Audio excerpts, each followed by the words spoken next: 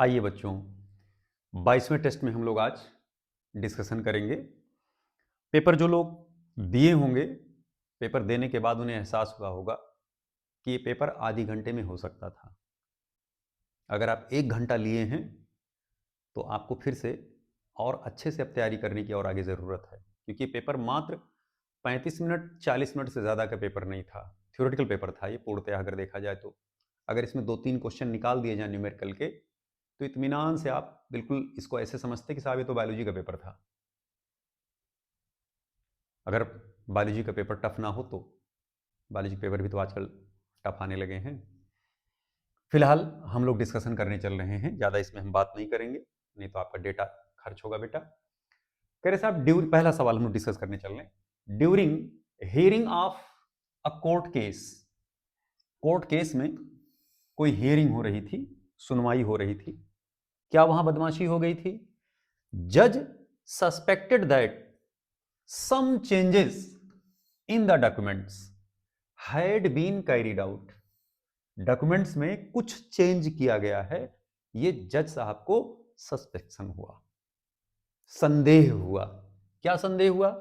He asked, उन्होंने क्या कहा फॉरेंसिक रिपोर्ट वालों से कि भैया इसको check the ink used at 2 different places. अलग अलग स्थान पर दस्तावेज के अंदर जो स्याहियां इस्तेमाल की गई हैं, इंक इस्तेमाल किए गए हैं, इन इंक का जरा आप चेक करिए कि दोनों ही इंक सही हैं या एक ही कलर एक ही कैटेगरी के हैं या अलग अलग स्याही हैं। तो वही चीज़ यहाँ पता करना है। उन्होंने कहा कि साहब अकॉर्डिंग टू यू, अगर आपके अकॉर्डिंग पूछा जाए तो ये किस टेक्निक के इस्तेमाल से पता किया जा सकता है कि एग्रीमेंट पेपर में अलग अलग कलर के इंक का इस्तेमाल हुआ है। नहीं समझ में आई बात? फिर से समझिए। ये भैया एग्रीमेंट पेपर है। एग्रीमेंट पेपर पे लिखा हुआ है कि तेरा घर मेरा नाम और मेरा घर तेरे नाम, कुछ भी यहां लिखा उखा होगा भैया यहां पर, ठीक है। और यहां पर सिग्नेचर हो गया और मोहर लग जाता है। अब यहां पर देखिए स्पेस खाली है इतना। अब इन्होंने क्या किया होगा, इसी कलर के स्याही का इस्तेमाल करके दूसरे इसी कलर का स्याही, जैसे अगर ब्लू से लिखा गया तो ब्लू कलर के ही दूसरे पेन से उन्होंने यहां कुछ अपनी तरफ से एक्स्ट्रा पॉइंट बढ़ा दिया होगा। इसी पर विवाद हो गई होगी। एक पक्ष कह रहा होगा कि नहीं साहब ये नहीं लिखा था दस्तावेज में, दूसरा कह रहा नहीं साहब इन्होंने ये पूरा लाइन लिख करके ही हमको दिया था, हम इनसे सिग्नेचर करवाएं, देखिए साहब इनका सिग्नेचर है। जज के पास गया, जज साहब ने कहा कि भैया इसके दस्तावेज के इंक को जरा पता करके आइए कि दोनों एक ही निब के, एक ही कलर के, एक ही स्याही का इस्तेमाल हुआ है या अलग अलग पेन के स्याही का इस्तेमाल हुआ है। जाहिर सी बात, अगर अलग अलग पेन के स्याही का इस्तेमाल हुआ होगा तो कंसंट्रेशन या कुछ ना कुछ चेंजेस उसमें हुए होंगे, उनके स्पॉट्स अलग बनेंगे। तो इसको सेपरेट आउट करने के लिए हम जो सबसे बेस्ट टेक्निक इस्तेमाल करते हैं, क्रोमेटोग्राफी का टेक्निक इस्तेमाल करते हैं। क्रोमेटोग्राफी में हम लोग जो इस्तेमाल करते हैं भैया वो थिन लेयर क्रोमेटोग्राफी का इस्तेमाल करते हैं, जिसे हम TLC कहते हैं। क्लास में ये आपको बिल्कुल विस्तार से पढ़ाया गया है। थिन लेयर क्रोमेटोग्राफी पूरी प्रैक्टिकल करा करके हम क्लास में पढ़ाए हैं बेटा, इसको अच्छे से बिल्कुल एकदम क्लियर बात।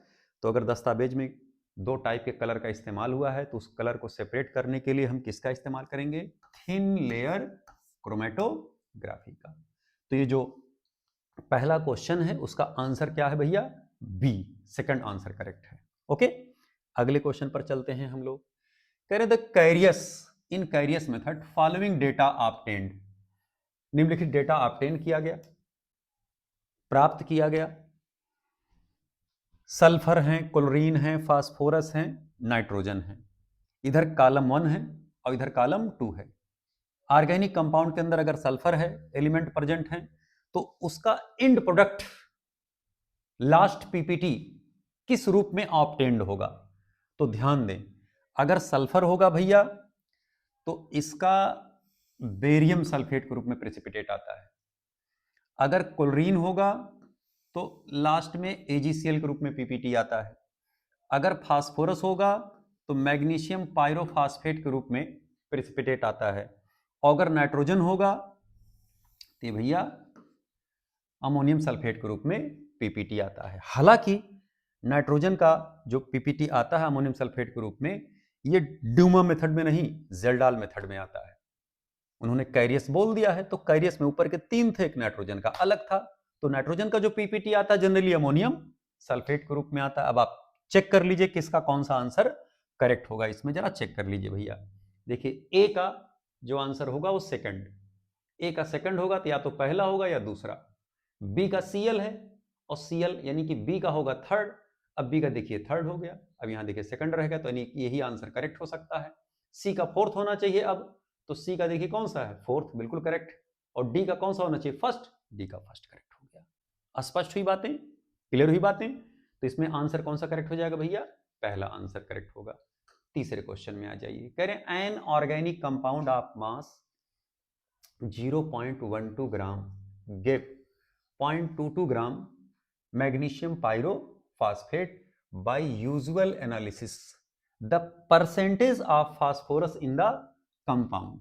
फार्मूला सबसे पहले आप लिखिए कि परसेंट ऑफ कब phosphorus equal to magnesium pyrophosphate में 2 मोल फास्फोरस है ना बेटा, तो 31 एक तो हो जाएगा 62/222 into weight of magnesium pyrophosphate upon weight of organic compound into 100।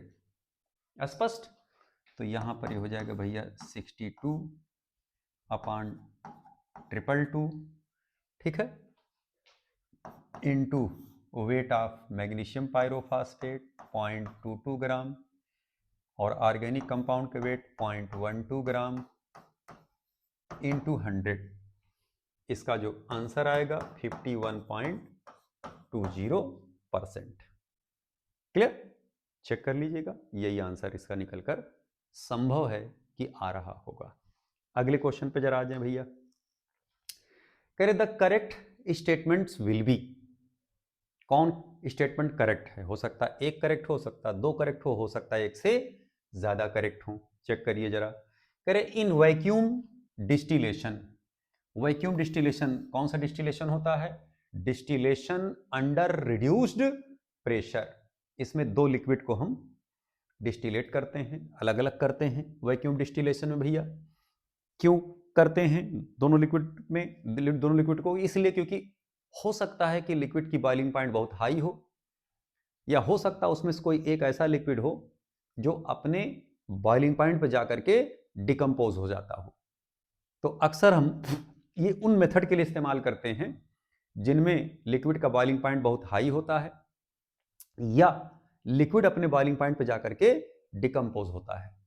तो हम क्या करते हैं, बाहर का प्रेशर कम कर लेते हैं बेटा। जाहिर सी बात है, अगर एक्सटर्नल प्रेशर या एटमॉस्फेरिक प्रेशर आप कम करोगे तो अब जो लिक्विड है हमारा वो बाहरी प्रेशर के कम होने से अब कम टेम्परेचर पर ही बॉयल करना शुरू कर देता है। क्लियर? अब जरा सवाल पढ़िए, इसमें क्या कह रहे हैं? कह रहे हैं in vacuum distillation liquids boils at a temperature lower than their normal point. जो उसका नॉर्मल बॉइलिंग पॉइंट होता है उससे नीचे ये उड़ना शुरू करता है by reducing pressure on their surface. इनके सरफेस पर जो प्रेशर अप्लाई किया जाता है उसको रिड्यूस करके हम इसको उसके नॉर्मल बॉइलिंग पॉइंट से नीचे ही वेपराइज करा लेते हैं। तो ये बिल्कुल करेक्ट है, सही है पहला स्टेटमेंट, ये सही भैया, पहला स्टेटमेंट करेक्ट है। कह रहे इन स्टीम डिस्टिलेशन, अगला स्टेटमेंट पढ़िए कि सही है कि गलत। In steam distillation the liquids boils when sum of vapour pressure due to the organic liquids P1 and due to the water P2 become equal to atmospheric pressure P equal to P1 plus P2। बिल्कुल ये भी correct है। ये हम method तब इस्तेमाल करते हैं जब कोई लिक्विड हमारा स्टीम के साथ वोलाटाइल होता हो। तो स्टीम के साथ क्या है, ये निकल करके बाहर आते हैं। जब वाटर वेपर बनते हैं उसी के साथ हमारा जो ऑर्गेनिक लिक्विड होता है वो भी वेपराइज हो जाता है। स्टीम में तो मिल जाते हैं ये, लेकिन जब इनको हम कंडेंस करते हैं तो कंडेंस करने के बाद ये आपस में मिक्स नहीं होते, इमिजिबल रह जाते हैं। इन इमिजिबल लिक्विड को सेपरेट करने के लिए हम सेपरेटरी फनल का इस्तेमाल करते हैं। अब जाहिर सी बात है कि अगर 2 लिक्विड एक साथ ऊपर उड़ के आए हैं तो दोनों लिक्विड का वेपर प्रेशर जुड़ करके एटमॉस्फेरिक प्रेशर के बराबर होगा। तो इसीलिए तो देखिए यहां जो एटमॉस्फेरिक प्रेशर बाहर का P है, P1 plus P2 equal to किसके आया, कैपिटल P के। ओके, तो इसका मतलब क्या है कि दूसरा स्टेटमेंट भी करेक्ट है। अब तीसरे ऑप्शन में क्या दे रहे करें, A and B are correct, तो इसका जो आंसर करेक्ट होगा भैया ये C आंसर करेक्ट हो जाएगा कि ऊपर का A और B दोनों करेक्ट हैं। Statement clear. पांचवें सवाल पे आ जाएं, कह रहे the vapour pressure of steam volatile compound in mixtures of steam distillation is 730 mm Hg, the vapour pressure of the water vapour will be. अभी देखिए जो पीछे आप सवाल पढ़े हैं यहां बताया गया ना कि ये एटमॉस्फेरिक प्रेशर है बाहर का, इक्वल टू P1 और प्लस P2 के होता है। सेम टू सेम इसी फार्मूले का इस्तेमाल आपको यहां करना है। ये देखना जरा, इसको आप हटा दीजिए इधर से, ये अगले क्वेश्चन पे आ जाइए। अब अगर आप यहां देखें तो capital P equal to P1 और प्लस P2, ये है वेपर प्रेशर ऑफ लिक्विड और ये है वेपर प्रेशर ऑफ वाटर, और ये कौन है, एटमॉस्फेरिक प्रेशर। एटमॉस्फेरिक प्रेशर कितना है 760, और जो हमारा लिक्विड है वो उसका वेपर प्रेशर कितना आ रहा है 730, और ये हुआ वेपर प्रेशर ऑफ क्या हो जाएगा वाटर। तो जाहिर सी बात है कि vapour pressure of water equal to होगा 760 में से 730 घटाएंगे तो कितना आ जाएगा 30 mm। तो आंसर इसमें कौन सा करेक्ट हो जाएगा बच्चा, ये सी वाला आंसर करेक्ट हो जाएगा। क्लियर। अगले क्वेश्चन पे आ जाए, करें two immiscible liquids can be separated by, अभी हमने बताया ना कि अगर दो इमिजिबल लिक्विड को सेपरेट करना हो तो सेपरेटरी फनल का इस्तेमाल करते हैं, और अगर मिजिबल लिक्विड को सेपरेट करना हो तो हम डिस्टिलेशन का इस्तेमाल करते हैं, जिसमें डिस्टिलेशन एक सिंपल डिस्टिलेशन पढ़ते हैं, फ्रैक्शनल डिस्टिलेशन पढ़ते हैं, वैक्यूम डिस्टिलेशन पढ़ते हैं और स्टीम डिस्टिलेशन पढ़ते हैं। तो ये डिस्टिलेशन मेथड तब हम इस्तेमाल करते हैं जब लिक्विड मिजिबल हो, और जब लिक्विड इमिजिबल होते हैं तो हम सेपरेटरी फनल का इस्तेमाल करते हैं। वो सब क्लास पढ़ाते समय पूरा हम बढ़िया से चित्र बना करके बाकायदे ऐसे पूरा यहाँ पर स्टॉपर्स लगे होते थे, याद करिए। अब इसका आप कुछ और नाम बोलते थे, अब हंसिए नहीं उन नामों पर, हम यहाँ नाम नहीं ले सकते हैं क्योंकि आप और लोग सब लोग हंसेंगे। ठीक है, सब पूरा बना करके पूरा आपको समझाया गया था बेटा। तो इसमें आंसर कौन सा हो गया, ये डी आंसर करेक्ट होगा, separatory funnel. The purity of a compound is confirmed by, किसी भी कंपाउंड की प्योरिटी को कंफर्म करने के लिए हमने क्लास में आपको बताया था कि हर लिक्विड का शार्प बॉइलिंग पॉइंट होता है और हर सॉलिड का शार्प मेल्टिंग पॉइंट होता है, और वो मेल्टिंग पॉइंट या बॉइलिंग पॉइंट उस पर्टिकुलर स्पीसीज का एकदम स्पेसिफिक होता है बेटा। तो किसी भी लिक्विड को अगर हमें कंफर्म करना है कि प्योर है तो उसकी बॉइलिंग पॉइंट मेजर करिए। अगर वाटर है शुद्ध तो 100 डिग्री सेंटीग्रेड टेम्परेचर पे उसको बॉयल करना होगा, और अगर उसमें कुछ मिलाया गया है या कुछ मिक्सचर हुआ है तो जाहिर सी बात है वो 100 पे बॉयल नहीं करेगा, हो सकता है 100 से नीचे करे या 100 से ऊपर करे। तो अगर कुछ भी मिला होगा तो उस लिक्विड का 100 डिग्री बॉइलिंग पॉइंट वाटर का नहीं हो सकता है। वाटर की शुद्धता पता करने के लिए पता कर लीजिए कि उसकी बॉइलिंग पॉइंट कितनी है। तो स्टेटमेंट आप अच्छी तरीके से जान लें कि purity of a compound is confirmed by determining the melting point, it's melting point and boiling point. तो आंसर कौन सा करेक्ट हो जाएगा भैया, डी आंसर करेक्ट हो जाएगा। अगले सवाल पे आ जाएं, crystallisation technique used for the purification of mixture of. अब देखिए इसमें सब्लिमेबल सॉलिड्स, अगर सॉलिड सब्लिमेबल नेचर के हैं तो हम सब्लिमेशन प्रोसेस अपनाएंगे, और अगर नहीं सब्लिमेबल नेचर के हैं तो उन ठोस को हम सॉल्युबलाइज करेंगे, सॉल्यूशन तैयार करेंगे, बाद में रीक्रिस्टलाइजेशन करेंगे, उसका अलग अलग सॉल्युबिलिटी के आधार पर वो सेपरेट हो जाएंगे, दोनों सॉलिड को हम अलग कर लेंगे। तो क्रिस्टलाइजेशन प्रोसेस जो इस्तेमाल होता है वो सॉलिड के लिए इस्तेमाल होता है। सॉलिड के लिए हम मुख्य रूप से दो टेक्निक पढ़ते हैं बेटा, एक क्रिस्टलाइजेशन और दूसरा सब्लिमेशन। ओके, तो यहां पर जो आंसर करेक्ट होगा वो होगा ऑर्गेनिक सॉलिड के लिए। क्यों? क्योंकि ऑर्गेनिक लिक्विड के लिए हम डिस्टिलेशन प्रोसेस इस्तेमाल करते हैं या सेपरेटरी फनल, जब वो दोनों इमिजिबल होते हैं। तो अभी जस्ट बात हमने किया, तो इसमें आंसर कौन सा करेक्ट हो जाएगा? सेकंड। 9वें सवाल पे आ जाए। The correct statement regarding fractional distillation, fractional distillation के रिस्पेक्ट में कौन सा आंसर इसमें करेक्ट है? करें low boiling liquid ascends the top of column, जो लो बॉइलिंग लिक्विड्स होंगे वो सबसे टॉप पर जाएंगे। थोड़ा सा इसे चित्र बना दें, एक रफ फिगर बना देते हैं बेटा यहां पर, ऐसे।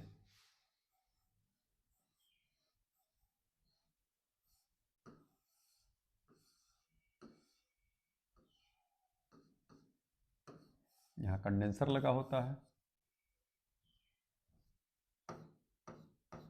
इधर से निकल रहा होता है वाटर। ठीक है, अब यही देखिए, जब ये उड़ेंगे यहां से ए और बी दोनों, तो जो ए और बी, एक का कम बॉइलिंग पॉइंट, एक का ज्यादा, ये मेथड तब हम इस्तेमाल करते हैं जब 10 से 15 डिग्री का बॉइलिंग पॉइंट का अंतर होता है दोनों लिक्विड में। तो जो कम जिसका बॉइलिंग पॉइंट है वो ज्यादा ऊपर तक जाता है, क्योंकि इसको वेपर ज्यादा बनेंगे। तो वही बात लिखा गया है कि low boiling liquids ascends top of the column. तो स्टेटमेंट करेक्ट है। दूसरा, commercially fractionating column contains hundreds of the theoretical plates. इसी के अंदर बेटा थ्योरेटिकल प्लेट्स ऐसे बने होते हैं, इसी के अंदर थ्योरेटिकल प्लेट्स बने होते हैं। तो जो कॉमर्शियल फ्रैक्शनेटिंग कॉलम है, इसके अंदर हंड्रेड्स ऑफ थ्योरेटिकल प्लेट्स बने होते हैं। ये बात हम नहीं कह रहे, आपकी एनसीईआरटी की किताब कह रही है। तो ये भी स्टेटमेंट करेक्ट हो गया, पहला भी करेक्ट हो गया। Vapours of the liquid with higher boiling point condense before the vapours of the liquid with lower boiling point. दो बातें आपको बताई गई थी, जिसका बॉइलिंग पॉइंट कम होगा उसके वेपर ज्यादा बनेंगे, वो उड़ेगा पहले, और जिसका बॉइलिंग पॉइंट ज्यादा होगा वो कंडेंस पहले करेगा। तो जब हम नीचे आएंगे तो हायर बॉइलिंग पॉइंट वाला पहले लिक्विफाई होगा, जब हम ऊपर जाएंगे तो लोअर बॉइलिंग पॉइंट वाला पहले वेपोराइज होगा। ये बात जहन में बैठा ले, पढ़ाते समय बताया गया था क्लासरूम में। तो आंसर इसका भैया ये भी करेक्ट हो जाएगा। तो ए बी सी अलग अलग करने से अच्छा है एक बार में आप छक्का मारो, ऑल आर करेक्ट। क्लियर? अगले क्वेश्चन पे आ जाएं। करें paper chromatography belongs to category of, किस कैटेगरी से बिलोंग करता है भैया? बोले, ये लो थोड़ा साफ साफ लिख दें। क्रोमेटोग्राफी दो कैटेगरी में बांटे गए हैं, एक एडजॉर्प्शन क्रोमेटोग्राफी और दूसरा पार्टीशन क्रोमेटोग्राफी। एडजॉर्प्शन क्रोमेटोग्राफी आगे दो टाइप के होते हैं, कॉलम क्रोमेटोग्राफी और दूसरा होता है थिन लेयर क्रोमेटोग्राफी। और पार्टीशन में कौन सा आता है? Paper chromatography. तो अब अगर आपसे पूछा जाए कि paper chromatography belongs to category of, adsorption chromatography से बिलोंग कर रहा है कि पार्टीशन क्रोमेटोग्राफी से? पार्टीशन क्रोमेटोग्राफी से। तो आंसर कौन सा करेक्ट हो जाएगा? सेकंड। क्लियर? अगले क्वेश्चन पे आ जाएं। Which compound give Lassaigne test but not applicable for Kjeldahl method? Kjeldahl method में हम उन कंपाउंड्स को नहीं लेते हैं जिनमें नाइट्रोजन या तो उड़े या निकलकर भाग जाए, या पूरा पूरा नाइट्रोजन अमोनियम सल्फेट में कन्वर्ट ना हो। तो ज़ेल्डाल मेथड में हम लोग वो कंपाउंड नहीं लेते थे जिसमें नाइट्रोजन रिंग में होता था, जैसे पिरीडीन, जैसे बेंजीनियम डाइजोनियम साल्ट, ये भी उड़ जाते थे, ये भी पूरा पूरा नाइट्रोजन कन्वर्ट नहीं होते थे। स्पष्ट? लेकिन लेसेग्ने टेस्ट में ध्यान दीजिएगा, हम बेंजीन डाइजोनियम साल्ट नहीं ले सकते, लेकिन पिरीडीन ले सकते हैं। ओके? तो इसमें देखिए बड़ा प्यारा सवाल बनाया गया है, अगर सिर्फ जल्डाल मेथड की बात होती तो वहां पर दोनों ही अप्लीकेबल ना होते, दोनों के लिए मेथड अप्लीकेबल नहीं होगा। लेकिन लेसेग्ने टेस्ट में ये पिरिडीन के लिए तो लागू होगा, लेकिन बेंजीन डाइज़ोनियम साल्ट के लिए एप्लीकेबल नहीं होगा। यहां पूरा पूरा तो कन्वर्जन की बात है भाई, यहां तो हमें पता करना भी नाइट्रोजन है कि नहीं। यहां तो जो लो टेम्परेचर पे एग्जिस्ट करते हैं, हाई टेम्परेचर पे उड़ जाएंगे तो दोनों केस में एप्लीकेबल नहीं होंगे। लेकिन ये जो पिरिडीन है ये जल्डाल के लिए तो एप्लीकेबल नहीं होगा, क्योंकि पूरा नाइट्रोजन कन्वर्ट नहीं होता अमोनियम सल्फेट में। लेकिन पिरिडीन थोड़ा भी अगर मौजूद होगा नाइट्रोजन तो कलर हमें दे जाएगा। स्पष्ट, क्योंकि यहां तो हमें टेस्टिंग करनी है, सिर्फ हमें मात्रा थोड़े ज्ञात करना है कि कितना नाइट्रोजन है कितना नहीं है। तो इसमें पिरिडीन आंसर करेक्ट होगा। स्पष्ट। In thin layer chromatography the colourless spots of compounds are detected by. कभी कभी क्या होता है, जो हम प्लेट तैयार करते हैं थिन लेयर क्रोमेटोग्राफी में, तो जगह जगह अलग अलग हमें रंग दिखाई पड़ने चाहिए, कलर दिखाई पड़ने चाहिए, स्पॉट्स दिखने चाहिए। लेकिन कभी कभी स्पॉट हमें दिखता नहीं है, तो हम क्या करते हैं, इनको आयोडीन के वेपर में रख देते हैं, या इनके ऊपर निनहाइड्रिन सोल्यूशन का स्प्रे करते हैं, या इनको अल्ट्रावायलेट रेज में ले जाकर रखते हैं। तब उस केस में ये स्पॉट्स रंग देना शुरू करते हैं। स्पष्ट।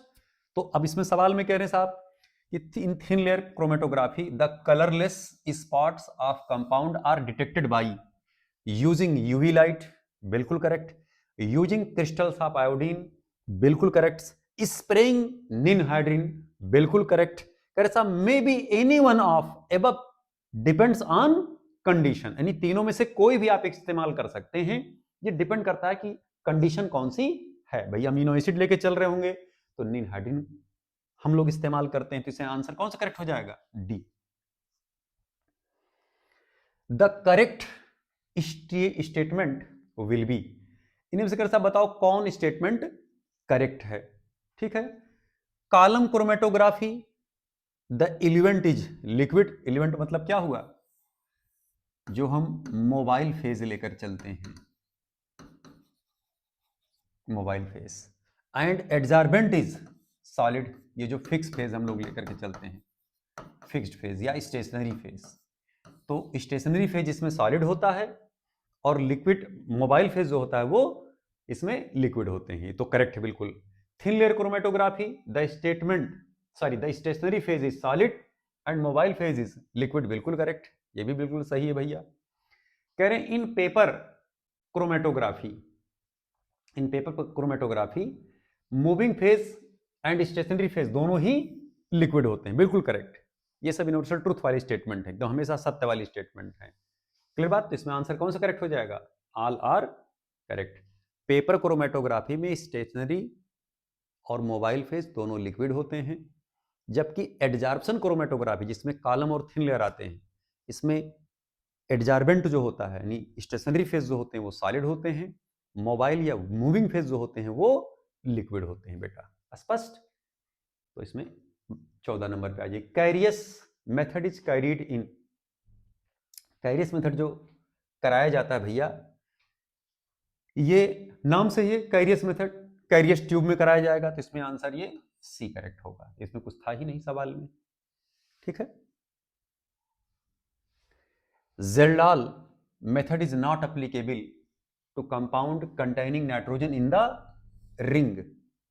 अगर रिंग के अंदर नाइट्रोजन मौजूद है, जैसे पिरिडीन या क्विनोलिन,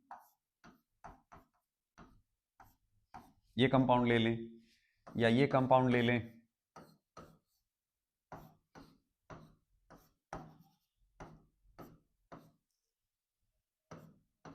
ये कंपाउंड ले लें, तो अगर रिंग के अंदर नाइट्रोजन मौजूद है तो ये कंपाउंड उसके लिए एप्लीकेबल नहीं होता। क्यों? क्योंकि पूरा का पूरा नाइट्रोजन कंप्लीटली अमोनियम सल्फेट में कन्वर्ट नहीं होता, ये इसका एंड प्रोडक्ट है। क्लियर। तो इसमें आंसर देखिए ढूंढिए, करें नाइट्रोजन रिएक्ट विद NaOH, गलत। Nitrogen in the compound does not change to ammonium sulphate quantitatively, मतलब पूरा का पूरा नाइट्रोजन कन्वर्ट नहीं होता अंडर दीज कंडीशंस। इसमें आंसर कौन सा करेक्ट हो जाएगा भैया, सेकंड आंसर करेक्ट होगा।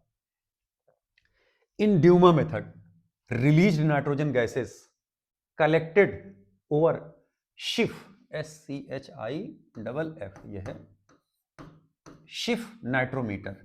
तो शिफ नाइट्रोमीटर में इनको कलेक्ट किया जाता है, एक प्रकार का यंत्र होता है। इस शिफ नाइट्रोमीटर में अंदर NaOH रखे होते हैं, एल्कली रखा होता है, जो सारे गैसेस को एब्जॉर्ब कर लेता है। किसको छोड़ करके? खाली नाइट्रोजन को। वही नाइट्रोजन बाहर निकल करके आता है, जिसका वॉल्यूम हम NTP पर मेजर करते हैं और फार्मूला अप्लाई कर देते हैं। फार्मूला कौन सा अप्लाई किया जाता है ड्यूमा मेथड में? Percent of nitrogen equal to, यहां हो जाएगा 28/22,400 into volume of N2 at NTP upon weight of organic compound into 100। ठीक है, ये फार्मूला हम लोग अप्लाई कर देते हैं बेटा। और शिफ्ट नाइट्रोमीटर सारे गैस को एब्जॉर्ब करता है, किसको छोड़ करके? नाइट्रोजन गैस को छोड़ करके। तो जरा बताइए, क्या वो नाइट्रोजन को एब्जॉर्ब करेगा? नहीं। किसको एब्जॉर्ब करेगा? Carbon dioxide. अगर दो गैस आपको इनमें से दिए गए तो किसको एब्जॉर्ब करेगा? CO2 को एब्जॉर्ब कर लेगा, इसको एब्जॉर्ब नहीं करेगा। तो इसमें कह रहा है किसको एब्जॉर्ब करेगा? जिसके अंदर कास्टिक पोटास मौजूद होता है, KOH मौजूद होते हैं, NaOH मौजूद होते हैं। 17th पे आ जाइए। Liebig's method is used for quantitative analysis of, हमने कहा था भैया HCl, याद रखिएगा। हाइड्रोजन और कार्बन के लिए लिबिक्स मेथड। तो आंसर कौन सा करेक्ट हो जाएगा इसमें? दोनों करेक्ट हो जाएगा। कह रहे साहब, Liebig's method is used for quantitative analysis of carbon और हाइड्रोजन बोथ, दोनों के लिए बेटा। आइए, Lassaigne's test is used in qualitative analysis to detect. Lassaigne test use किया जाता है क्वालिटेटिव एनालिसिस के लिए। तो नाइट्रोजन के लिए भी इस्तेमाल होता है, सल्फर के लिए भी इस्तेमाल होता है, क्लोरीन के लिए भी इस्तेमाल होता है, फास्फोरस के लिए भी इस्तेमाल होता है। हालांकि इसमें 3 दिए हैं तो सारे के लिए इस्तेमाल होता है लेसेग्ने टेस्ट। लेसेग्ने टेस्ट से आप नाइट्रोजन का भी कर सकते हैं, सल्फर का भी कर सकते हैं, क्लोरीन का भी कर सकते हैं। अगर नाइट्रोजन का कर रहे होंगे तो जब आप सोडियम एक्सट्रैक्ट बनाएंगे, लेसेग्ने एक्सट्रैक्ट बनाएंगे, तो उसमें सोडियम साइनेट सोल्यूशन के रूप में मिलेगा जब फिल्टर करेंगे आप। और अगर सल्फर मौजूद होगा तो उसमें सोडियम सल्फाइड मौजूद होंगे, क्लोरीन मौजूद होगा तो उसमें NaCl मौजूद होंगे भैया, सोडियम एक्सट्रैक्ट में या लेसेग्ने एक्सट्रैक्ट में। अगर सल्फर और नाइट्रोजन दोनों मौजूद होते हैं तो NaCnS, सोडियम थायोसाइनेट मौजूद होते हैं। तो भैया इसमें ऑल आंसर करेक्ट होगा। In the Lassaigne test one of the organic compounds give blood red color with ferric chloride, जिसे हम प्रूशियन ब्लू कहते हैं। स्पष्ट ही बातें। तो जरा बताइए ये कब मौजूद होगा? नहीं, प्रूशियन ब्लू नहीं भैया, ब्लड रेड का मतलब ये हुआ कि उसमें थायोसाइनेट मौजूद थे। वेरी सॉरी, इधर देखना जरा, यही तो है ना NaCnS। अगर नाइट्रोजन सल्फर दोनों मौजूद होंगे तो वही ब्लड रेड कलर देगा। इधर देखना, CnS, इनका रिएक्शन जब फेरिक आयन से होगा तो बनेगा FeCnS,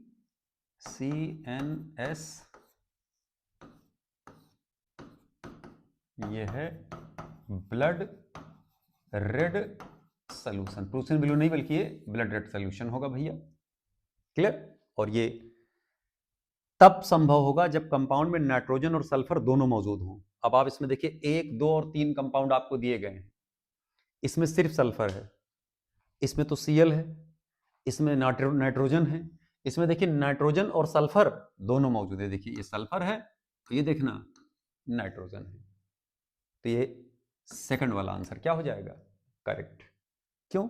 जब इसका लेसेग्ने टेस्ट आप बनाएंगे, सोडियम एक्सट्रैक्ट बनाएंगे, लेसेग्ने एक्सट्रैक्ट बनाएंगे, तो उसके सोल्यूशन में जब फिल्टर करके ले आएंगे फिल्ट्रेट में, उसमें थायोसाइनेट मौजूद होगा, बाहर से हम फेरिक आयन डालेंगे और ये आयरन थायोसाइनेट का ये ब्लड रेड सोल्यूशन जनरेट होगा।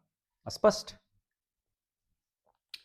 Which of the following compound will give smell of ammonia?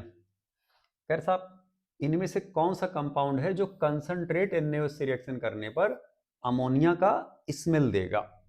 ठीक है, अब जरा बताइए, अगर हम एल्कली से रिएक्शन कराएं तो ये तो एल्कली से रिएक्शन नहीं करेगा।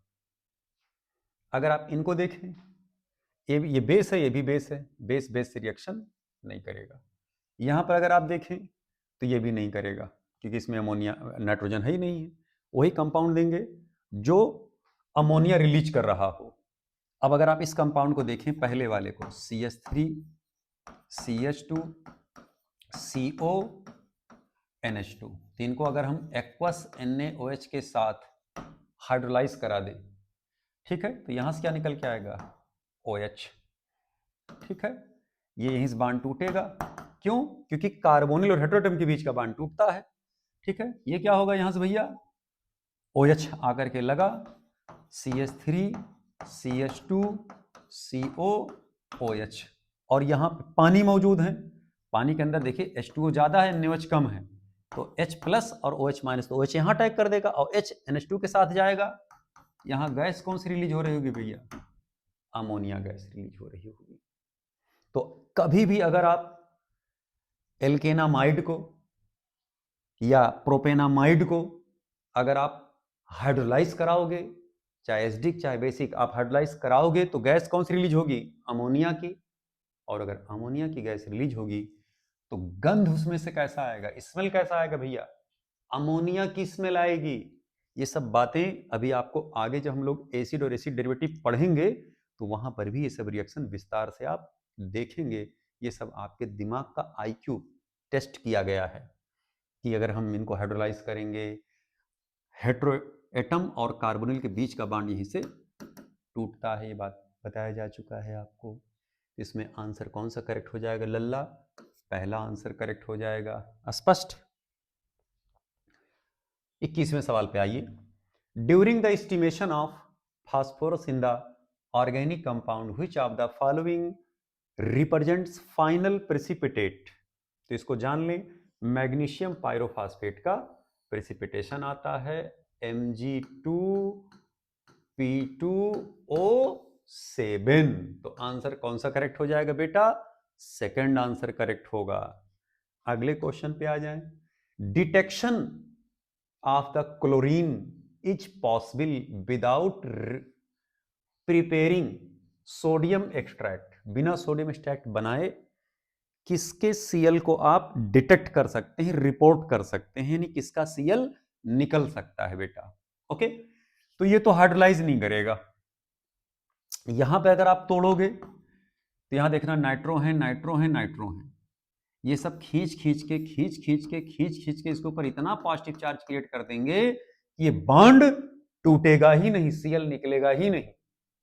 Cl तो तब निकलेगा जब इसका कार्बोनियम आयन स्टेबल हो, तो हाईली क्या होगा? अनस्टेबल कार्बोनियम आयन होगा। इनमें अगर आप देखें तो Cl निकलेगा तो, लेकिन कार्बोनियम आयन जो बनेंगे उतना स्टेबल नहीं होगा, क्योंकि यहां पर भी देखिए क्या लगा है, -I ग्रुप लगा है। निकल सकते हैं, ये भी निकाल सकते हैं, ये भी निकाल सकते हैं, लेकिन इन तीनों में अगर Cl के निकलने की बारी आएगी, जो सबसे पहले Cl निकालेगा वो ये कंपाउंड निकालेगा Cl। क्यों? इधर देखना जरा, CH2 CH CH2 Cl। उन्होंने कहा साहब सोडियम एक्सट्रैक्ट मत बनाइए, तो एक्वा सोल्यूशन तो बनाएंगे। ठीक है, जब आप एक्वा सोल्यूशन बनाएंगे तो देखना CH2 double bond CH CH2 OH, यहां Cl निकल करके आया। ठीक है, H लग के साथ Cl बना। इसी में अगर हम AgNO3 डाल दें तो AgCl का क्या आ जाएगा भैया? ये PPT आ जाएगा। तो क्या हमने यहां सोडियम एक्सट्रैक्ट बनाया? नहीं साहब, नहीं बनाया। क्यों? सॉल्युबलाइज कर गया हमारा पानी में, हाइड्रोलाइज कर गया, और Cl निकल करा, सिल्वर नाइट्रेट डाले, AgCl का प्रेसिपिटेट आ गया, हमें सोडियम एक्सट्रैक्ट बनाने की जरूरत ही नहीं पड़ी। स्पष्ट? तो इसमें आंसर कौन सा करेक्ट हो जाएगा? डी। क्लियर? अगला क्वेश्चन जरा देखें। Sodium extract is heated with concentrate HNO3 before testing for halogens because.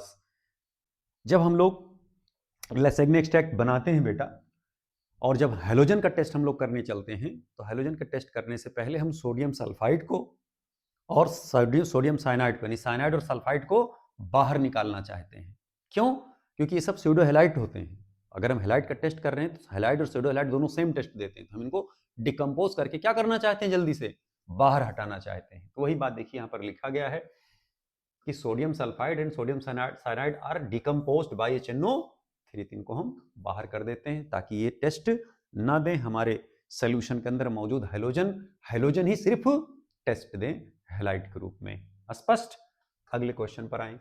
Match list first and list second. ये सवाल नीट 2025 का पूछा हुआ क्वेश्चन है, इसी पिछले साल का पूछा हुआ। अब तो खैर 2026 में हम लोग खड़े हैं, 2025 का पूछा हुआ क्वेश्चन है ये। एज इट इज क्वेश्चन को हम यहाँ लगा दिए थे। बहुत लोगों को हो सकता है आंसर भी इसका रटा रहा हो पहले से। अब जरा ध्यान दें, कह रहे साहब क्लोरोफार्म और एनिलीन को किस विधि द्वारा हम सेपरेट करते हैं, तो इनको हम सिंपल डिस्टिलेशन के द्वारा सेपरेट करते हैं। तो ए का हो जाएगा 4, ढूंढिए ए का कहां पर 4 है, एक बी में है और एक डी में है। थर्ड पे आ जाइए, कैसा क्रूड आयल इज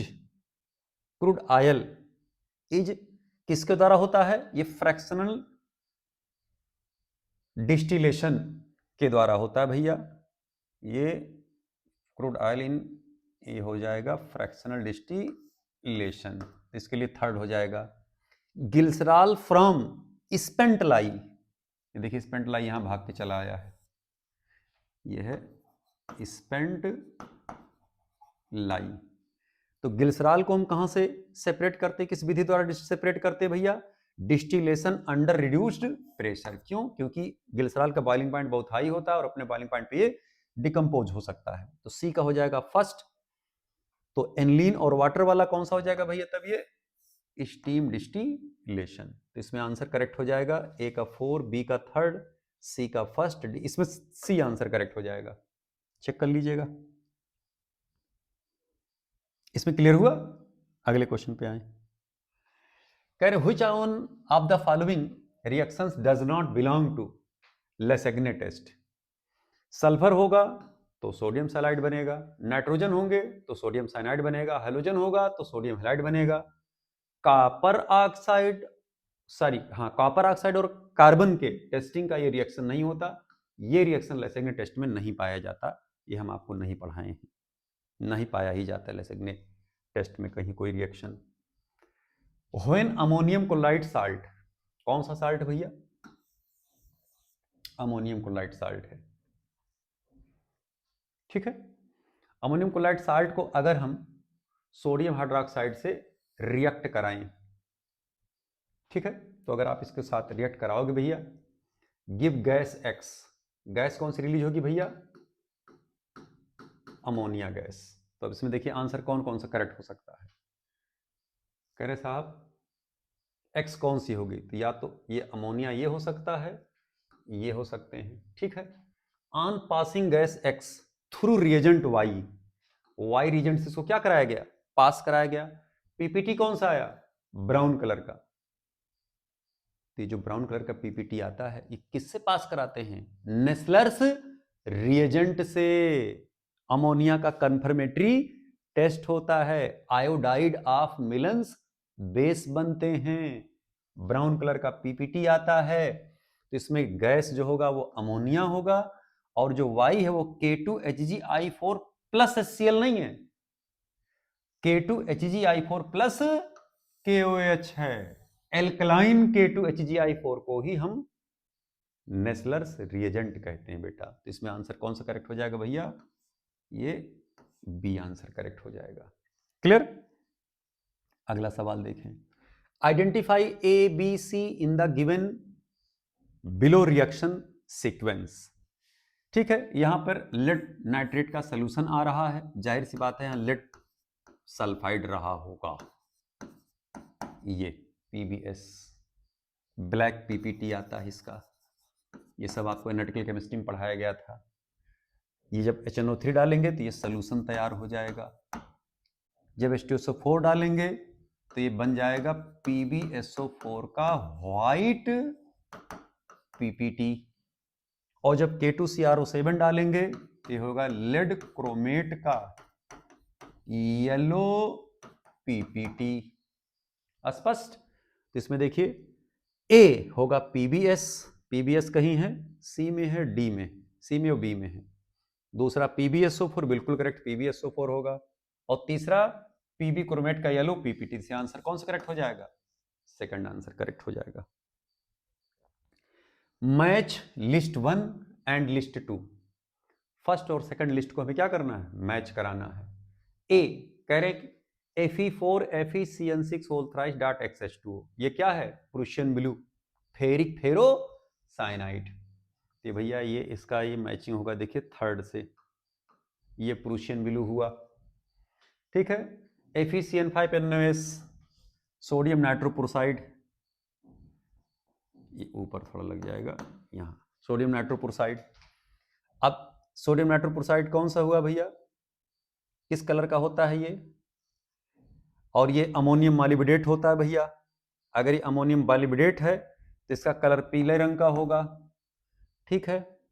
और ये आयरन थायोसाइनेट, इसका कलर जो होता है ब्लड रेड होता है, ये हो जाएगा।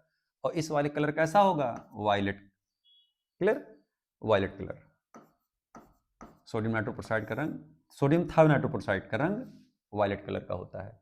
अब इसे मैच करा लीजिए, मैचिंग करा लीजिए, इसमें आंसर कौन सा करेक्ट हो जाएगा? ए का थर्ड हो गया, बी का फर्स्ट हो गया, सी का सेकंड हो गया, डी का फोर्थ, बिल्कुल ये पहला आंसर करेक्ट हो जाएगा। In qualitative test for identification of presence of phosphorus the compound is heated with an oxidising agent, ठीक है, which is further treated with nitric acid and ammonium molybdate respectively. The yellow colored precipitate, जो yellow colour का precipitate आता है उसे बोलते हैं ammonium फास्फोमोलिब्डेट। ये है अमोनियम फास्फोमोलिब्डेट। अमोनियम फास्फोमोलिब्डेट का ये पीपीटी आता है बेटा। फास्फोरस के टेस्टिंग में इसको पढ़ाया गया था, इसको देख लीजिएगा आप। क्लियर? अगले सवाल पे, number of metals ions characterised only by flame test. ऐसे कौन कौन से मेटल हैं जिनको सिर्फ और सिर्फ हम फ्लेम टेस्ट से पता कर सकते हैं? तो याद रखें, जो एस ब्लॉक के मेटल होते हैं डायरेक्ट उनको हम फ्लेम टेस्ट से पता कर सकते हैं, और डी ब्लॉक के जो हैं फ्लेम टेस्ट उनका भी होता है, लेकिन बोरैक्स बीड टेस्ट उनका होता है, उनके लिए स्पेशली बोरैक्स बीड टेस्ट कहा ही जाता है बेटा। तो फ्लेम टेस्ट से हम एस ब्लॉक के मेटल को क्यों पता कर लेते हैं? क्योंकि एस ब्लॉक के मेटल का जो आयोनाइजेशन पोटेंशियल होता है बहुत कम होता है, जरा सा भी हीट करेंगे इलेक्ट्रॉन ट्रांजैक्शन करना शुरू कर देते हैं और रंग देना शुरू कर देते हैं। जैसे सोडियम है तो वो येलो कलर का रंग देना शुरू कर देता है, बेरियम है तो हो सकता है एप्पल ग्रीन दें, कैल्शियम है उनका ब्रिक रेड कलर निकल करके आता है फ्लेम पर। इस प्रकार से तो कौन कौन है भैया एस ब्लॉक के मेटल? जैसे स्ट्रांसियम हो गए, बेरियम हो गए, कैल्शियम हो गए, और एस ब्लॉक का सोडियम। तो 1 2 3 और ये 4, और यहाँ पर ये हैं, ये हैं, ये हैं, ये बोरैक्स बीट टेस्ट देंगे फ्लेम पर।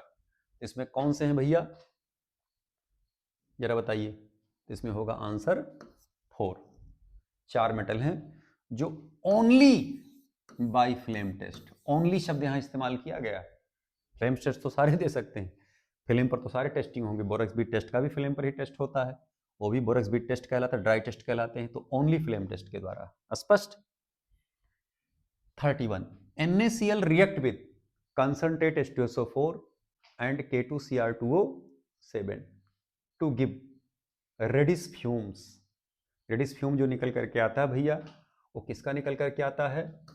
CrO2 Cl2 का निकल करके आता है। जब K2Cr2O7 से रिएक्शन में NaCl का कराते हैं क्रोमिल क्लोराइड टेस्ट, सुने हैं नाम? क्रोमिल क्लोराइड टेस्ट का क्लास में पढ़ाया गया है, ठीक है। CrO2 का निकल करके आता है which react with NaOH to give yellow solution. तो भैया अगर NaCl है, इनका रिएक्शन K2Cr2O7 एसिडिक, तो यहां पर CrO2 Cl2 का रेड वेपर, ये गैस निकल के आता है क्रोमिल क्लोराइड का, और इसी को अगर हम NaOH सॉल्यूशन से पास कराते हैं तो Na2CrO4, सोडियम क्रोमेट का ये येलो सॉल्यूशन प्राप्त होता है।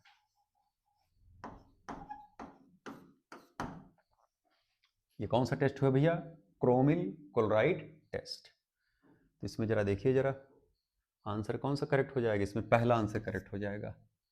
कह रहे साहब जो गैस निकल करके आ रहा है बी, ये होगा CrO2Cl2, और जो सोल्यूशन प्राप्त हो रहा है वो Na2CrO4 का। तो इसमें एक ऑप्शन करेक्ट हो जाएगा। अगले क्वेश्चन पर चलें। इन द वेट टेस्ट में for identification of various cations by precipitation which tension element cation does not belong to group fourth group का देखिए, कोबाल्ट भी है, निकिल भी है, जिंक भी है, आयरन ये थर्ड ग्रुप का बेटा, ये फोर्थ ग्रुप का एलिमेंट या आयन, ये रेडिकल नहीं है।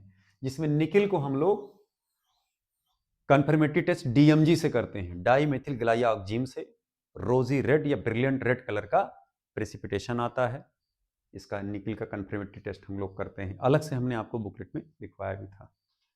32 during the borax bead test the copper sulphate a blue green color of the bead was observed in oxidizing flame due to the formation of। तो भैया अगर कॉपर सल्फेट होगा, heat करेंगे ये तो क्यूप्रिक ऑक्साइड में कन्वर्ट हो जाता है।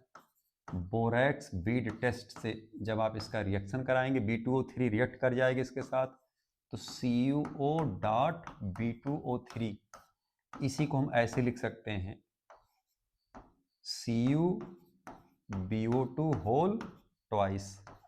ये है कॉपर मेटाबोरेट, इसी का रंग ब्लू ग्रीन निकल करके आता है। तो कह रहा साहब जो ब्लू ग्रीन का कलर आता है वो कौन से साल्ट का होता है? तो यही है copper metaborate. Borax bead test में जितने मेटल होते हैं वो सब मेटाबोरेट बनाते हैं, उस मेटल का मेटाबोरेट। जैसे अगर कॉपर है तो कॉपर मेटाबोरेट, निकिल है तो निकिल मेटाबोरेट, कोबाल्ट है तो कोबाल्ट मेटाबोरेट। उनका स्पेसिफिक कलर आता है, ऑक्सीडाइजिंग फ्लेम पर अलग, रिड्यूसिंग फ्लेम पर अलग, हॉट कंडीशन में अलग और कोल्ड कंडीशन में अलग। क्लियर? अगले क्वेश्चन पे आ जाएं। कह रहे ion ammoniacal metal salt solution give brilliant red precipitate on addition of dimethyl ग्लाइऑक्सीन। ये है निकिल का आयन, अभी हमने जस्ट बताया ना कंफर्मेटरी टेस्ट। इनका रिएक्शन हम इनके साथ करा दे रहे हैं भाई, डाई मेथिल ग्लाइऑक्सीन।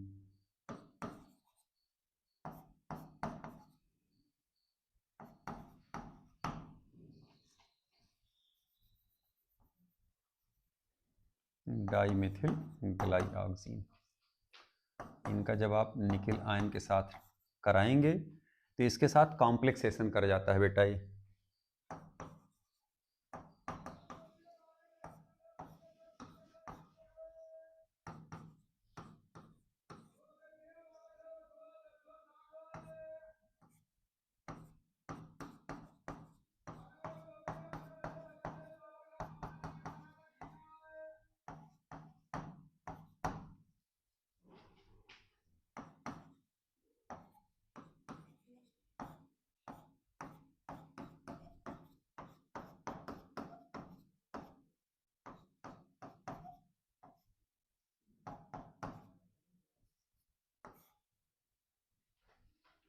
क्लियर? तो यही होता है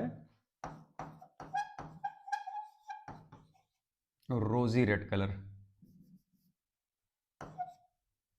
रोजी रेड, या इसे कहते हैं ब्रिलियंट रेड प्रेसिपिटेट। ये कॉम्प्लेक्सेशन पूरा कर जाता है बेटा ये आयन निकल करके आते हैं ये। क्लियर बात? ये निकिल का कंफर्मेटरी टेस्ट है और ये अमोनिकल सोल्यूशन होता है, बेसिक मीडियम में ये टेस्टिंग करी जाती है। तो आंसर इसमें कौन सा करेक्ट हो जाएगा भैया? ये निकिल का एक कन्फर्मेटरी टेस्ट है। इसको हमने अलग से आपके किताब में लिखवाया भी था। Match the list 1 and list 2। अगर साहब इधर कैटायन लिखा है और इधर ग्रुप रिएजेंट लिखे हैं कि किस ग्रुप रिएजेंट से उस ग्रुप का टेस्ट आता है। जैसे लेड है और क्यूप्रिक आयन है, सेकंड ग्रुप के हैं, और सेकंड ग्रुप का ग्रुप रिएजेंट कौन कौन सा होता है भैया, जरा बताएं। सेकंड ग्रुप का ग्रुप रिएजेंट होता है H2S, aluminium, copper, cobalt, nickel, barium और कैल्शियम। तो अगर आप यहां देखें तो ये जो Pb और कॉपर हैं, इनको आप पास कराएंगे भैया, इनका ग्रुप रिएजेंट होता है H2S in presence of HCl acidic medium में, तो P का हो जाएगा फर्स्ट। ठीक है। एल्युमिनियम और आयरन, एल्युमिनियम और आयरन ये थर्ड ग्रुप के हैं, तो थर्ड ग्रुप का जो होता है ये थर्ड हो जाएगा, तो Q का हो जाएगा भैया थर्ड। ठीक है। कोबाल्ट और निकिल ये फोर्थ ग्रुप के हैं, तो फोर्थ ग्रुप का जब हम मिक्सचर एनालिसिस करते हैं तो उनका ग्रुप रिएजेंट तो क्या होता है, H2S पास कराते हैं बेसिक मीडियम में, तो H2S in presence of ammonium hydroxide, तो R का हो जाएगा बेटा ये फोर्थ। बेरियम और कैल्शियम ये फिफ्थ ग्रुप के हैं, और फिफ्थ ग्रुप में हम अमोनियम कार्बोनेट पास कराते हैं, मतलब सोल्यूशन डालते हैं अमोनियम हाइड्रोक्साइड की उपस्थिति में, तो इसका S का हो जाएगा भैया ये सेकंड। अब इसमें चेक कर लीजिए आंसर कौन सा करेक्ट होगा। आंसर कौन सा करेक्ट हो जाएगा, यस डी करेक्ट होगा। क्लियर।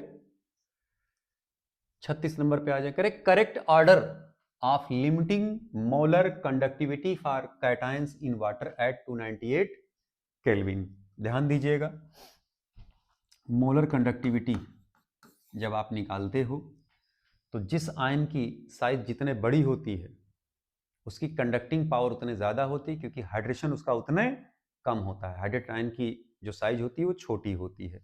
तो अब अगर आप इनमें देखें तो जैसे मान लीजिए हम ये सोडियम ले लें, ये पोटेशियम ले लें, तो सोडियम पोटेशियम में पोटेशियम की ज़्यादा होगी और सोडियम की कम होगी। ठीक है। यहीं बगल में मैग्नीशियम आयन ले लें और कैल्शियम आयन ले लें। ठीक है। कैल्शियम आयन में कैल्शियम आयन की ज़्यादा होगी, मैग्नीशियम आयन की कम होगी। लेकिन हमने आपको बताया था कि चार्ज जिस आयन पर जितने ज्यादा होता है वो उतने करंट कैरिंग कैपेसिटी उतने ज्यादा रखता है। क्लियर। तो अब मोनोकैटायन और डाइकैटायन में डाइकैटायन वाले की कंडक्टिंग पावर ज्यादा होगा, तो इसका मतलब कैल्शियम का ज्यादा मैग्नीशियम का कम, तो Ca++ का ज्यादा होगा, मैग्नीशियम प्लस का कम, उससे कम आएगा पोटेशियम का, और उससे कम आएगा भैया ये सोडियम का। अब इसमें एक और घुसा हुआ है, कौन, हाइड्रोजन। एक्सेप्शनली हमने आपको बताया था कि हाइड्रोजन का जो कंडक्टिंग पावर होती है वो सबसे, या कह सकते हैं उसकी जो मोलर कंडक्टिविटी होती है सबसे ज्यादा निकल करके आती है। तो इसमें ढूंढ लीजिएगा आंसर कौन सा करेक्ट हो रहा होगा। इसमें आंसर सेकंड करेक्ट होगा। ये सब इलेक्ट्रोकेमिस्ट्री जब पढ़ाया जा रहा था पूरा विस्तार से वहां आपको बताया भी गया था बेटा। The molar conductivity for electrolytes A and B are plotted against under root C. ठीक है। H show below electrolytes A and B respectively.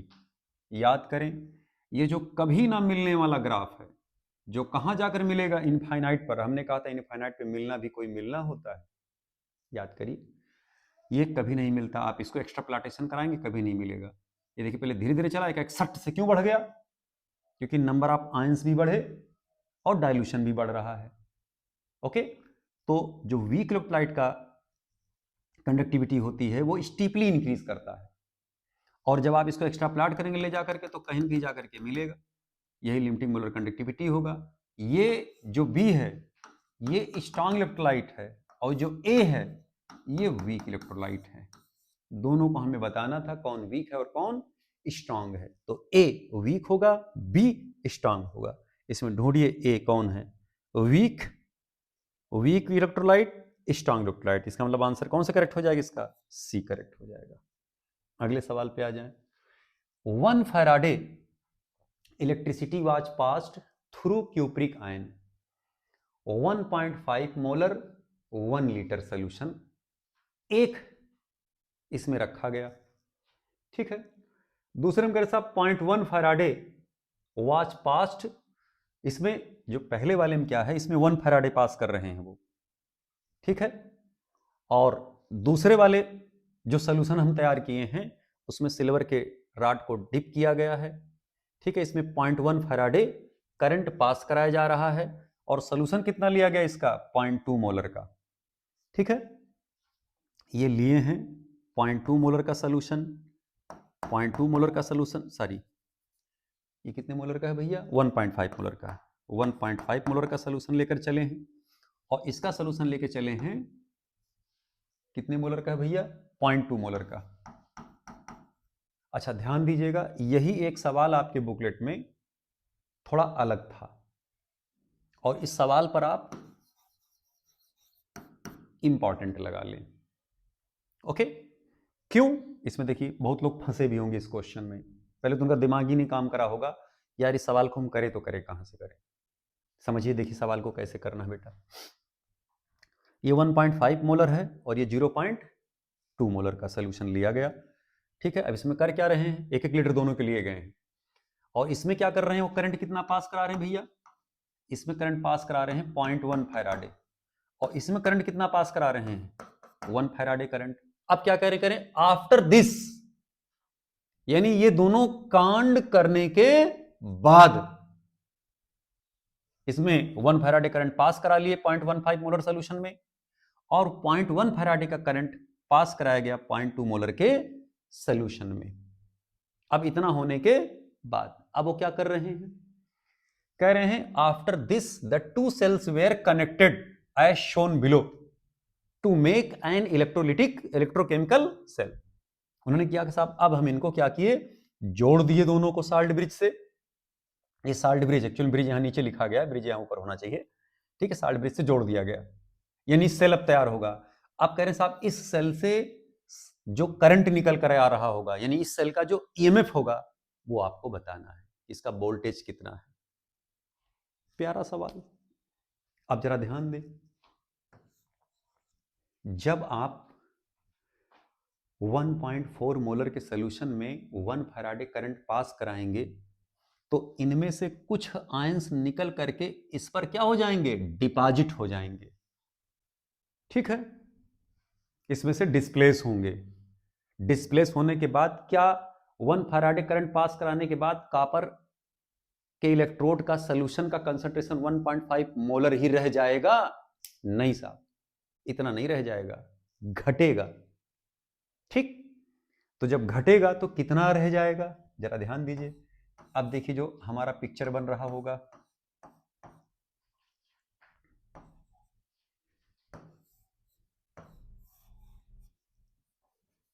देखिए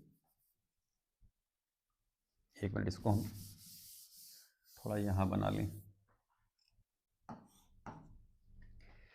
पहले तो आप यहां चेक करिए कि 1 फैराडे आप करंट जब पास कराए थे 1.5 मोलर सोल्यूशन से, तो यहां पर अब कितना कॉपर आयन रह गए, 1 लीटर के सोल्यूशन में कितना कॉपर आयन रह गया। फार्मूला पढ़ते हैं, ये हम एनोड की बात कर रहे हैं, Q equal to N into x into F के, ठीक है। कितना फैराडे करंट पास करा रहे हैं, 1 फैराडे, ये हो गया N, चार्ज होगा 2 और ये हो गया F, तो F और F यहां से क्या हो गया, कैंसिल, तो N इक्वल टू क्या हो गया, 1/2, यानी कितना हो गया, 0.5 मोल। यानी अगर हम इससे 1 फैराडे का करंट पास कराएंगे 1.5 मोलर के सोल्यूशन से, तो 0.5 मोल इसमें से डिपॉजिट हो जाएगा, कॉपर पर चला जाएगा। तो अब सोल्यूशन में कितना मोल रह गया आयन, खाली 1 मोल रह गया, 1 मोल बेटा। भाई यहां से 0.5 मोल निकला तो 1.5 मोल में से 0.5 मोल घटेगा, तो रिमेनिंग मोल्स 1.5 माइनस 0.5, तो कितना रह गया, 1 मोलर। यानी कि अब जो एनोड का कंसंट्रेशन है हमारा 1 मोलर का रह गया, ठीक है, 1 मोलर का रह गया। तो ये 1 मोलर कंसंट्रेशन इसमें रह गया, यानी कि अब इसमें हम क्यूपरिक आयन का कंसंट्रेशन कितना मान के चल रहे हैं, 1 मोलर, तो 1 मोलर माने। अब देखना ऐसे Cu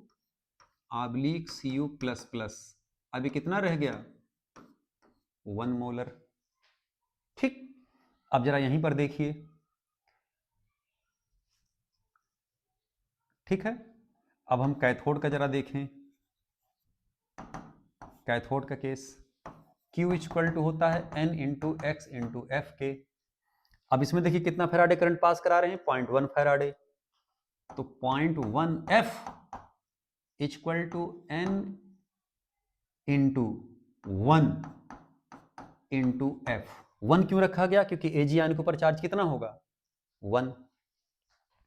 यहां से F और F क्या हो गया, कैंसिल, तो N इक्वल टू कितना आया, 0.1।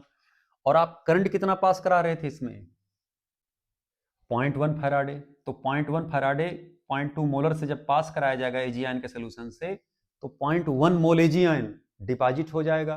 तो सोल्यूशन में कितना मोल Ag आयन के बचे, 0.1 मोल। तो 0.1 मोल जब बचा, यहां रिमेनिंग मोल्स 0.2 माइनस 0.1 इतना हो जाएगा 0.1 मोल 1 लीटर में, तो 0.1 मोलर कंसंट्रेशन अब रह गया। तो अब ये जो कैथोड बन रहा होगा, Ag आयन 0.1 मोलर इंटू किस में जा रहे हैं, Ag में, यानी एक इलेक्ट्रोड हमारा ये तैयार हुआ एनोड का, और एक इलेक्ट्रोड हमारा ये तैयार हुआ किसका, कैथोड का।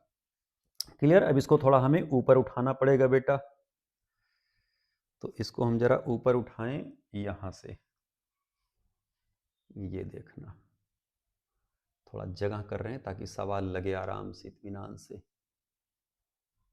ठीक है। ये यस, इसको जरा हम लिखने वाले मोड पे ले आए, नहीं तो ये दूसरे मोड पे चला जाएगा, ठीक है। यानी जो हमारा सेल तैयार हुआ बन करके बेटा, देखिए ये सेल तैयार हुआ हमारा, ये सेल बना Cu plus plus 1 molar salt bridge Ag plus Ag 0.1 molar, ये सेल हमारा तैयार हुआ बेटा। क्लियर ही बात। फाइनली बदमाशी में क्या किया गया था, 1.5 मोलर लिया गया था, कैसा 1 फैराडे करंट पास कराए, तो 1 फैराडे करंट पास कराने के बाद अब सोल्यूशन के अंदर जो कंसंट्रेशन रह गया 1 मोलर कॉपर का रह गया, और यहां पर Ag आयन कंसंट्रेशन कितना रह गया, 0.1 मोलर रह गया। अब जरा ध्यान दीजिएगा, जब इसका सवाल आप लगाओगे तो E इक्वल टू होता है E0 माइनस 0.059 नहीं लिख रहे हैं, 0.06 लिख रहे हैं, अपान N log KQ के। अब इसका जरा इक्वेशन बना लीजिए आप KQ निकालने के लिए, लेफ्ट को लेफ्ट साइड कॉपर और Ag आयन, राइट को राइट साइड क्यूपरिक आयन, और ये हो गया Ag। यहां पर Ag कॉपर आयन, यहां 2 चार्ज है, यहां 2 से मल्टीप्लाई कर दीजिए, अभी 2 मोल हो गए Ag, तो ये भी 2 कर दीजिए, ये भी 2 कर दीजिए। जब आप इसका KQ निकालोगे बेटा, तो होगा क्यूपरिक आयन का कंसंट्रेशन अपान Ag आयन के कंसंट्रेशन का क्या होगा, स्क्वायर। क्यूपरिक आयन है 1 मोलर और Ag आयन है 0.1 मोलर का स्क्वायर, यानी हो जाएगा 1 अपान 10 की पावर -2, यानी हो जाएगा 100/1 KQ जो निकल करके आया। ठीक है, इसका E0 निकाल लीजिए। जब आप इसका E0 निकालेंगे तो देखना ये कॉपर एनोड है, सिल्वर कैथोड है, तो जब आप इसका E0 निकालेंगे तो E0 ऑफ ऑक्सीडेशन इलेक्ट्रोड और plus E0 of reduction electrode. ठीक है, तो कॉपर ऑक्सीडाइज होगा ना, इसका देखिए रिडक्शन वाला केस दिया, -0.34 वोल्ट है, तो हो जाएगा -0.34 वोल्ट प्लस 0.80 वोल्ट, ये आ जाएगा 0.46 वोल्ट। ठीक है, तो E0 की वैल्यू यहां रख लीजिए 0.46 वोल्ट माइनस 0.06 अपान N कितना हो जाएगा 2, ये देखिए चार्ज कितना है 2, ये हो जाएगा log 10 की पावर 2, तो ये हो जाएगा 0.46 माइनस 0.03 इंटू 2, तो 0.46 माइनस 0.06, ये आ जाएगा 0.40 वोल्ट। इसका जो ई निकल करके आएगा भैया, इसमें ढूंढिए कोई आंसर मैच कर रहा है। 0.40 वोल्ट देखिए आ रहा है इसमें, चेक करिए कोई ऑप्शन आंसर दिया है। अच्छा, आंसर तो खैर यहीं पे लगा हुआ है। कौन सा आंसर मैच कर रहा है? 0.3, 0.1, पॉइंट, ये हो जाएगा आंसर, ये डी आंसर करेक्ट हो जाएगा। 0.40 वोल्ट। भैया इस सवाल को एक बार घर पर फिर से प्रैक्टिस कर लीजिए। अगर नहीं सवाल समझ में आया है तो पर्सनली हमसे ऑफिस में आकर के मिलिए, हम आपको सवाल फिर से दोबारा समझा देंगे। स्पष्ट क्वेश्चन आपके सामने है। अगले क्वेश्चन पे आए। चलिए भैया, O2 gas will be evolve as product of electrolysis of. तो यहां पर अगर आप देखें, अगर आप एक्वस सिल्वर नाइट्रेट का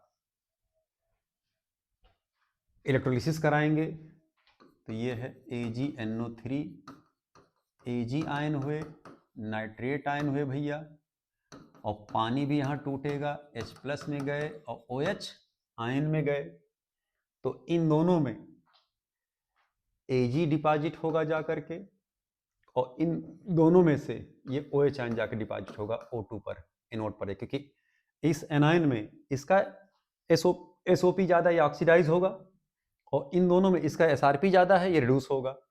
तो कैथोड पर Ag जाएगा और एनोड पर O2, यानी कि O2 gas will be evolved as a product of electrolysis of an aqueous solution of AgNO3 using silver electrode.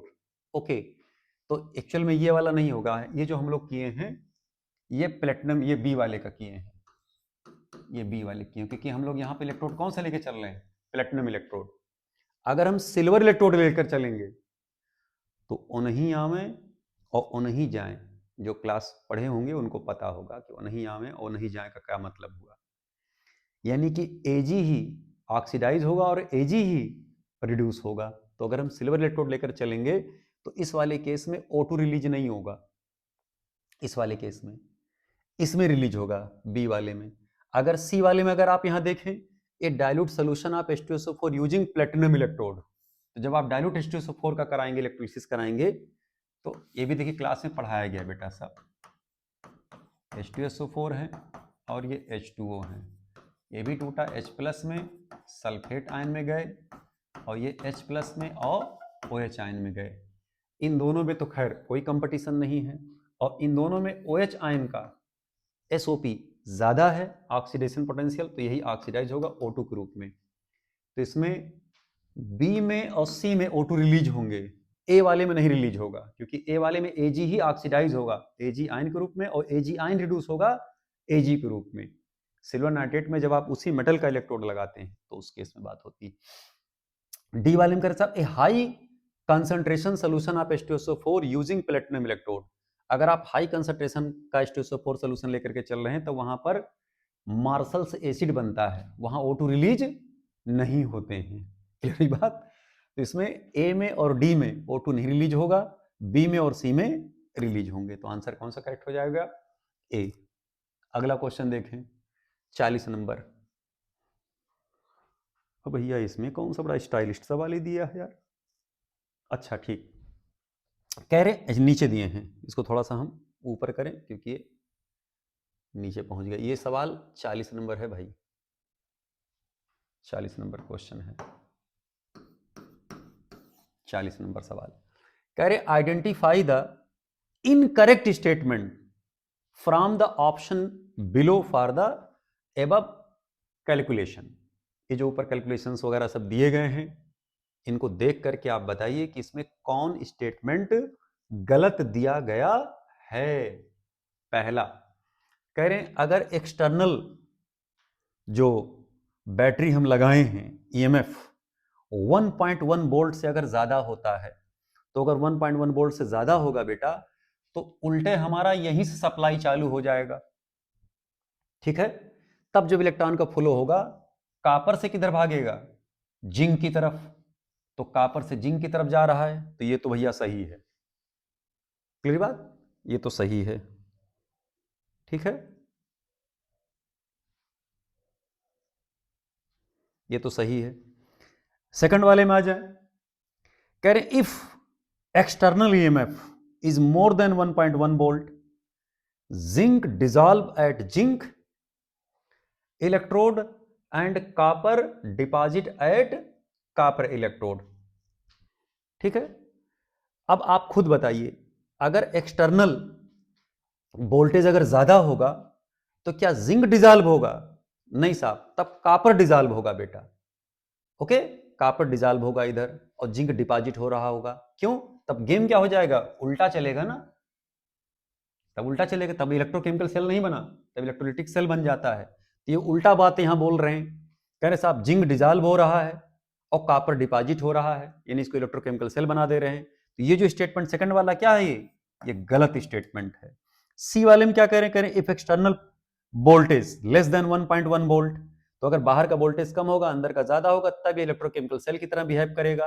Electrochemical cell की तरह अगर बिहेव करेगा तो जिंक डिसॉल्व होगा, नहीं जिंक एनोड बनेगा, और कॉपर तब क्या बनेगा, कैथोड। यानी सी वाला भी करेक्ट है। डी वाले में कह रहे साहब इफ एक्सटर्नल वोल्टेज 1.1 वोल्ट के बराबर हो जाएगा तो ना करंट इधर फ्लो करेगा ना करंट इधर फ्लो करेगा, दोनों किस में आ जाएंगे, इक्विलिब्रियम में आ जाएंगे, no flow of electron are आकर। इसमें आंसर जो गलत है, मतलब जो स्टेटमेंट गलत है वो कौन सा हो जाएगा भैया, सेकंड स्टेटमेंट गलत हो जाएगी। ये सब आपको इलेक्ट्रोकेमिस्ट्री में पढ़ाया गया, जहां पे इलेक्ट्रोकेमिकल सेल आपको पढ़ाया जा रहा था। अगर तब भी ना समझ में आए, पर्सनली आप हमसे आकर के मिलिए, हम आपको अच्छे से और समझा देंगे बेटा।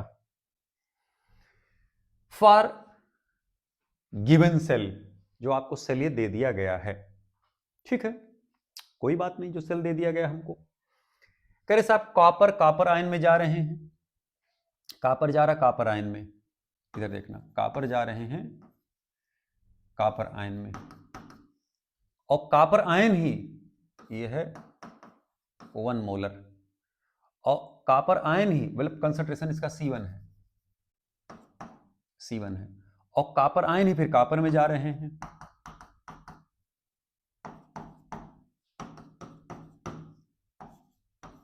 कॉपर में जा रहे हैं, इसका कंसंट्रेशन है C2, ठीक है।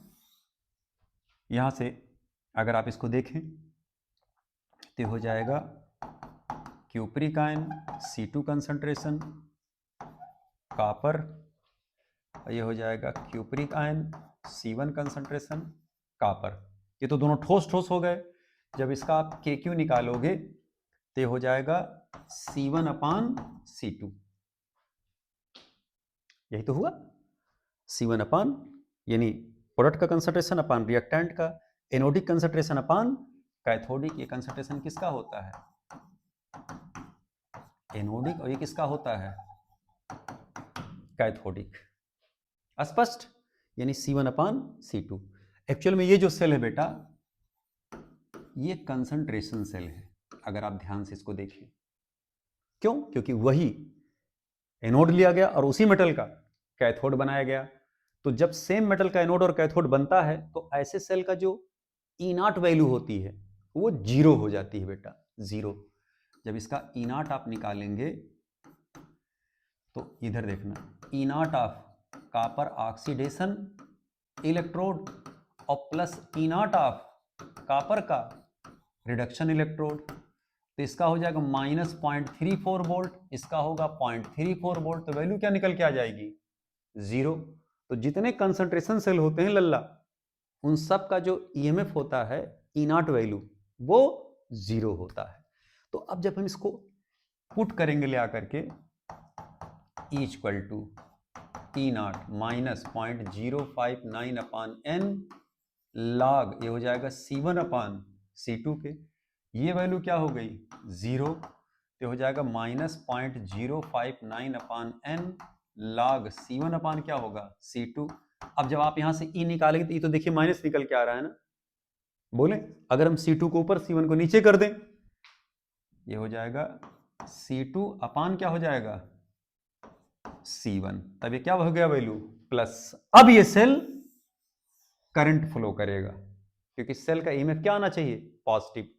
किसी सेल का ईएमएफ अगर पॉजिटिव है तो वो रिएक्शन अकर हो रहा होगा, वो सेल का रिएक्शन स्पॉन्टेनियस होगा। और अगर सेल का रिएक्शन, कोई भी रिएक्शन स्पॉन्टेनियस है, तब उसका डेल्टा जी क्या होता है, निगेटिव होता है। तो डेल्टा जी तभी निगेटिव होगा जब सेल का ईएमएफ पॉजिटिव हो, और सेल का ईएमएफ पॉजिटिव तभी होगा जब C2 की वैल्यू C1 से ज्यादा हो। तो ढूंढिए इसमें C1 की वैल्यू किसमें C2 से ज्यादा है भैया, सॉरी C2 की वैल्यू किसमें C1 से ज्यादा है। तो C2 is greater than C1 किसमें है, तो C2 is greater than C1। तो इसमें आंसर कौन सा करेक्ट हो जाएगा, C, 41 का C करेक्ट हो जाएगा। स्पष्ट। 42 नंबर सवाल पे आ जाए बेटा, 42 नंबर क्वेश्चन पे। Correct, consider the following E not value of ferric से फेरस और स्टेनस से tin under standard condition, the potential for the reaction. इस रिएक्शन का आपको क्या बताना भैया, पोटेंशियल बताना है। इस रिएक्शन में अगर आप देखें फेरिक जा रहा है फेरस में, तो इसका जब आप ई नॉट निकालेंगे सेल का, तो होगा ई नॉट ऑफ फेरिक से फेरस प्लस, यहां देखना टिन से स्टेनस जा रहा है, तो टिन से अगर आप स्टेनस ले रहे हैं बेटा, तो हो जाएगा ई नॉट टिन से स्टेनस। अब अगर आप यहां देखें तो इनका क्या हो रहा है, रिडक्शन, और इनका क्या हो रहा है, ऑक्सीडेशन। तो ऑक्सीडेशन को हम पहले लिखते हैं, हालांकि दोनों सही हैं, लेकिन हम ऑक्सीडेशन को पहले लिखते हैं, तो भाई उसको पहले लिख रहे हैं। फेरिक से जा रहा है फेरस में। अब हमको इनकी वैल्यू रखनी है। जरा बताइए, टिन से स्टेनस का, देखिए स्टेनस से स्टेनम का दिए हैं, स्टैनिक आयन से स्टेनम का दे रहे हैं -0.14। हमें चाहिए टिन से स्टेनस आयन का, तो इसलिए इसका उल्टा हमको चाहिए, तो हो जाएगा 0.14 प्लस। हमको फेरिक से फेरस का चाहिए, फेरिक से फेरस का कितना दिए हैं, 0.77 वोल्ट। तो आंसर देखिए इसका कितना निकल करके आ जाएगा भैया, 7 4 11 1 7 1 8 1 9 0.91 वोल्ट। ये आ जाएगा क्या आंसर। तो इसका हो जाएगा भैया ये ए आंसर करेक्ट हो जाएगा। क्लियर। अगले क्वेश्चन पे आ जाएं। What will be the condition for given cell. इस सेल के लिए पूछ रहे हैं कि साहब कंडीशन कौन सा होगा। ठीक है, आइए सेल देखते हैं हम लोग। प्लेटिनम पर ये H2 गैस एडजॉर्ब है और ये जा रहा H आयन में, और इसका प्रेशर है P1। यहाँ क्या लगा दिए, साल्ट ब्रिज। और फिर ये H आयन का जो कंसंट्रेशन है, ये जा रहे हैं H2 में, इसका प्रेशर है P2, प्लेटिनम पर इसका लिए हैं। ठीक है, इसको बल्कि ऐसे ले लें तो ज़्यादा अच्छा लगेगा देखने में भैया। ये H2 के एडजॉर्ब कराए हैं किस पर, प्लेटिनम पर, और इसका प्रेशर कितना है P2। यहाँ ऑक्सीडेशन हो रहा है और यहाँ रिडक्शन। दोनों इलेक्ट्रोड सेम मेटल के हैं या सेम एलिमेंट के हैं। इट मीन्स कि ये सेल कौन सा बन रहा है, कंसंट्रेशन सेल। ऐसे सेल का जो ई नॉट वैल्यू क्या होगी, 0 होगी। एक चीज पहले क्लियर एकदम आप जान लें। अब जब इसका इक्वेशन आप तैयार करोगे तो होगा H2 प्रेशर P1, ठीक है, ये जा रहा है H प्लस में, इलेक्ट्रॉन रिलीज कर दीजिए यहां, और इधर H2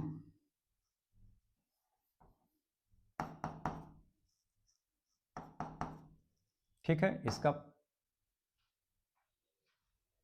नहीं, ये H2 जो होगा, H आयन जा रहा है H2 में, H प्लस इलेक्ट्रॉन ले करके ये जा रहे हैं H2। ऐसे का प्रेशर कितना है P2। दोनों को जब आप जोड़ोगे ये हो जाएगा H2 pressure P1 plus H ion, ये हो जाएगा H2 प्रेशर P2 और प्लस एच आयन। तो जब आप इसका KQ निकालोगे बेटा तो एच आयन तो 1 मोलर है, आप कट ही जाएंगे, अगर नहीं दिएगे तो 1 मोलर आप मान करके चलिए, रख भी सकते हैं आप, कोई दिक्कत नहीं है। तो हम प्रेशर लेकर के चल रहे हैं, तो ये हो जाएगा P2 अपान क्या हो जाएगा P1। तो जब आप इसका निकालोगे तो E इक्वल टू होगा E1 माइनस 0.059 अपान N log P2 अपान क्या हो जाएगा P1। ये वैल्यू क्या हो गई 0, यहाँ देखिए माइनस लगा है 0.059 अपान N log P2 अपान P1। पलटेंगे क्योंकि प्लस करेंगे इसको, तो 0.059 अपान N log P1 अपान P2। याद रखें सेल तभी बनेगा जब P1 ऊपर हो P2 नीचे, यानी P1 की वैल्यू ज्यादा और P2 की वैल्यू कम हो, तभी तो पॉजिटिव आएगा। तो P1 must be greater than क्या होना चाहिए P2, तभी सेल का फॉर्मेशन होगा। तो P1 must be greater than क्या होगा P2, तभी सेल का फॉर्मेशन सही होगा।